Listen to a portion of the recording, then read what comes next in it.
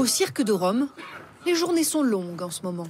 Clara, Leur prochaine date de spectacle est dans 6 mois. D'ici là, aucune ville n'accepte d'accueillir leur chapiteau. Ce qui crée le malaise des communes, ce sont ces tigres et ces lions. Ah oui, ça, ce lion-là, les parents étaient ici. Il est né au cirque, il a 19 ans et il fait partie de notre vie. En 2028, les cirques avec animaux sauvages seront interdits en France. Mais avant cette date, ils restent autorisés. Pourtant, de nombreuses mairies les empêchent déjà de s'installer sur leur terrain. Ces animaux qui sont là, on a une autorisation du ministère de la Transition écologique qui me donne le droit de les détenir, de les présenter au public, de les transporter de ville en ville. Mais on a des maires qui se refusent de respecter cette loi. Pour ce cirque familial, l'avenir est incertain. Sans activité, ils sont contraints de stationner sur ce terrain prêté par un particulier. Floyd, 14 ans, se destinait à devenir dompteur. Les animaux, on a grandi avec eux. J'ai au biberon la petite tigresse là-bas. Elle avait 3 jours.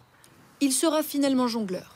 Face à ces difficultés, certains cirques décident de planter leurs chapiteaux sans autorisation, comme à Nice en février. Vous voulez vous produire à Nice alors que je ne vous autorise pas à vous produire à Nice. Entre le maire et ce circassien, le ton monte. J'en ai marre, moi. On ne peut pas travailler, monsieur. Alors qu'est-ce qu'il faut faire? Un peu partout, les tensions s'exacerbent. Hier à Narbonne, pour protester contre l'installation illégale d'un cirque, des militants du parti Renaissance recouvraient leurs affiches. À Vernon, dans l'Eure, le bras de fer a eu lieu le mois dernier. Un cirque a essayé de s'installer un matin sans demander l'autorisation à personne, alors que c'est un terrain communal et que la moindre des choses, c'est quand même de demander l'autorisation à la commune. Le maire l'assume. Quitte à être aux frontières de la légalité, il n'avait aucune envie de voir ce cirque et ses animaux s'installer ici. Je devance la loi, c'est vrai. Les voir brouter l'herbe du domaine public dans un état de santé qui ne m'a pas l'air forcément digne, je ne suis pas d'accord pour justement être le complice de tout cela.